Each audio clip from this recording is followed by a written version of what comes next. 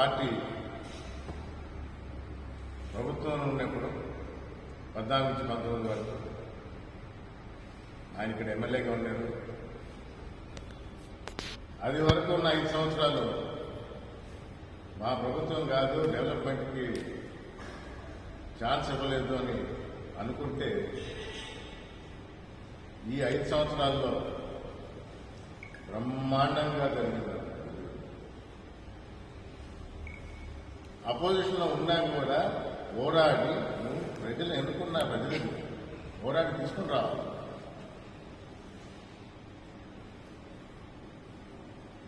మీ హయాంలో ఇది జరిగిందని చెప్పుకోవడానికి వీడియో చూడండి.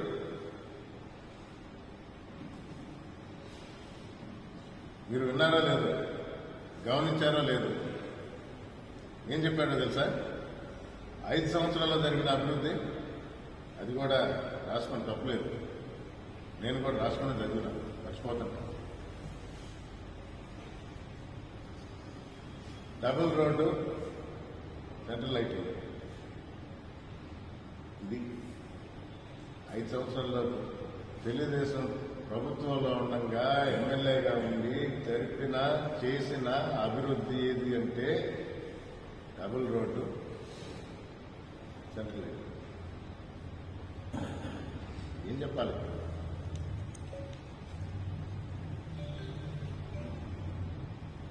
ఆ రోజే చెప్పిన, నేను చెప్తానే ఉన్నా. 14లో చంద్రబాబు గారు వార్డుల మీదంతా రాశారు, బాబు వస్తే జాబ్ వస్తుంది.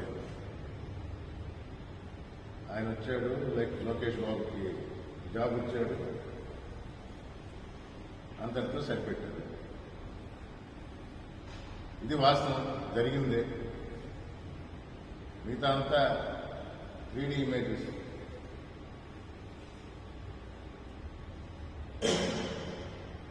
ఒక అవగాహన ఉన్న రాజకీయవేత్తని మొన్నటి వరకు అనుకుంటా ఉండేవాడు. ఉమ్మడి రాష్ట్రం మీదే అవగాహన ఉండే వ్యక్తి అనుకునేవాడు. విభజన అయిన తర్వాత తెలంగాణలో ఉనికి లేకుండా చేశాడు. అది వాళ్ళ పార్టీ నిర్ణయం. మొన్న పోటీ కూడా దింపులా.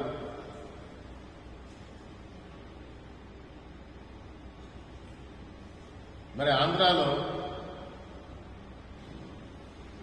ఉమ్మడి నెల్లూరు జిల్లాలో వెంకటగిరి గురించి ఆయనకు బాగా తెలుసు. నేదురుమల్లి జనార్దన్ రెడ్డి ప్రాతినిధ్యం వహించిన నియోజకవర్గంగా, ఆ తర్వాత నేదురుమల్లి రాజలక్ష్మి గారు గారు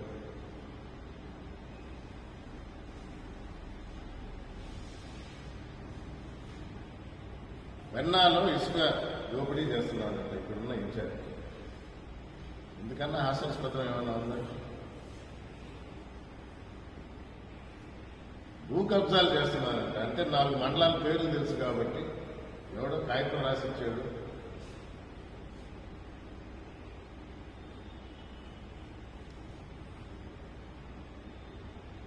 తెల్లరాయి అక్రమంగా తరలిస్తున్నారంట. నేనే రిపీట్ చేస్తున్నా, దమ్ముంటే, ధైర్యం ఉంటే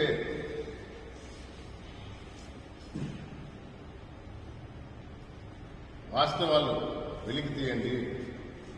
లేదా మీ దగ్గర ఏమన్నా ప్రూఫ్ అనేది ఏదన్నా ఉంటే.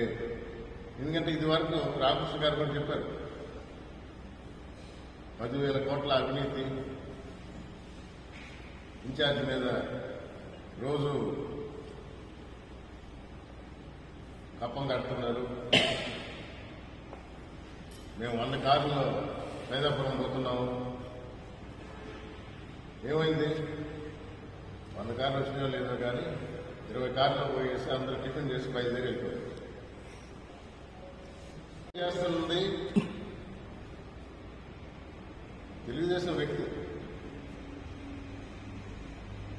ఉన్నాడు, ఇప్పుడు సర్పంచ్గా ఉన్నాడు. అందరికీ తెలిసిన పేరే కృష్ణరాజు.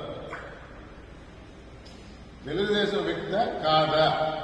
రామకృష్ణ గారిని చెప్పండి. మైనింగ్ చేస్తున్నాడా లేదా చెప్పండి.